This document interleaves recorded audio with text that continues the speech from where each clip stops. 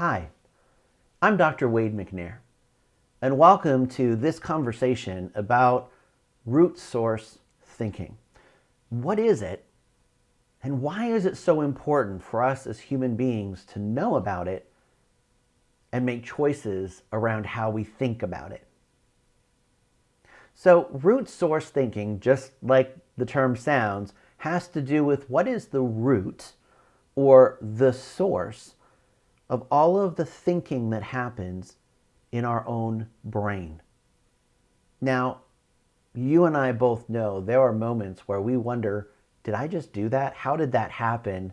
And we almost acted without thinking. The reality, though, is that our brains were definitely working. We just weren't conscious of what those thoughts were.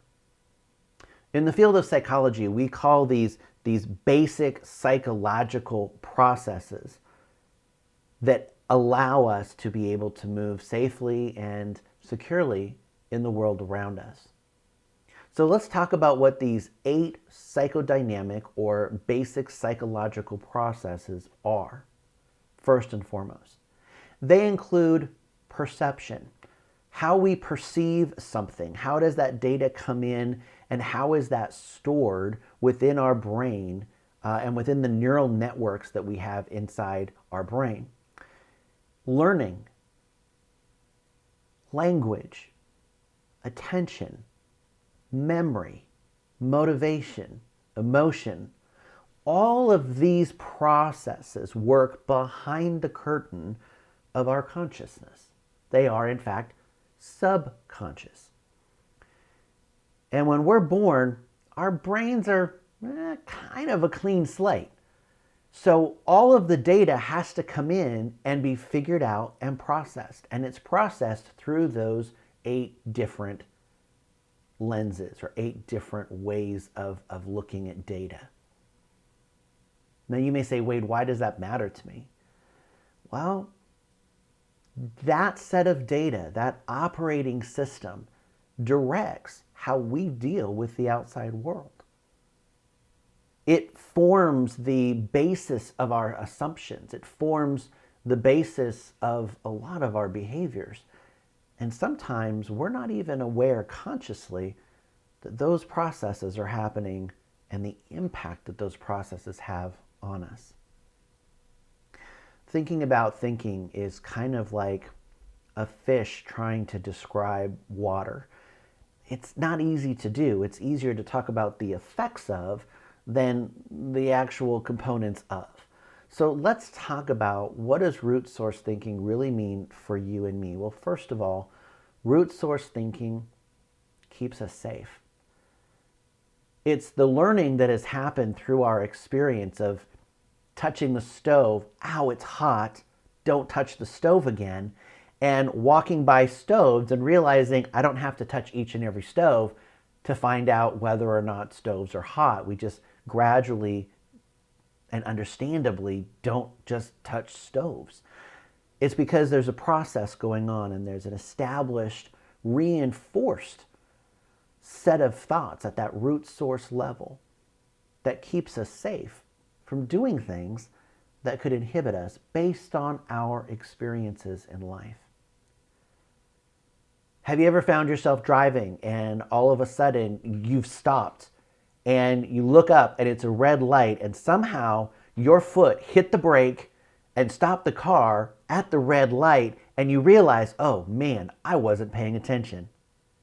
That's root source thinking showing itself to keep you safe.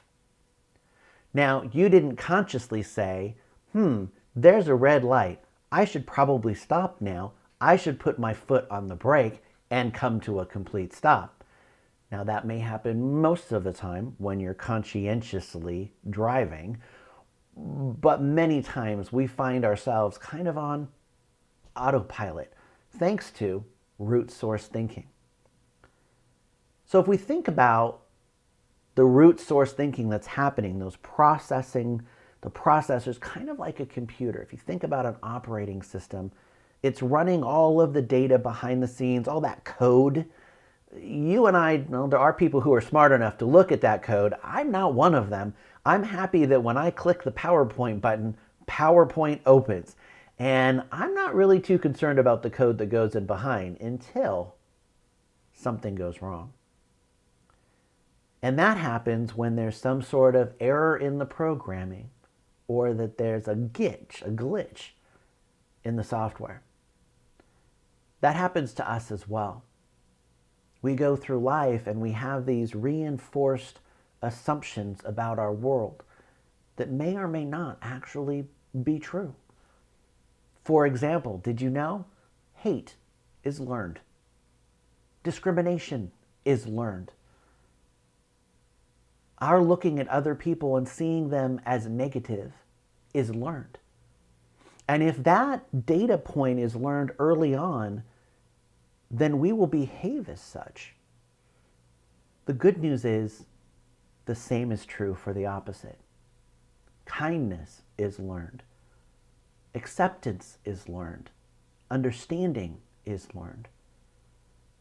Now, some may say, man, it's hardwired. What you learn in your youth, you can't change. And what we know about brain science is our brains are pretty plasticky. In fact, we call it neuroplasticity. It means we can adapt far greater ways than we ever thought possible. We can learn to unlearn things.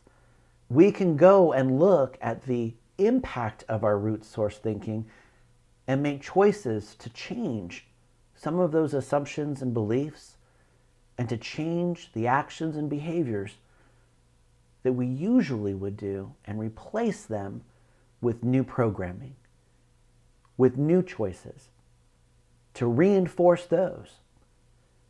So root source thinking happens subconsciously, behind the curtain. It is adaptable. It keeps us safe. But a lot of what we do now in our understanding of thinking about thinking allows us far more impact and choice than we ever thought possible before. So when we're looking to discover and activate our human potential, it has to start with understanding that there's some programming in the back. There's some things behind the curtain, some thoughts and beliefs and assumptions that may be true to us now that we realize need to be changed. One of the greatest things about human beings is our ability to adapt and to consciously make choices that are in the best interests of ourselves and the people around us.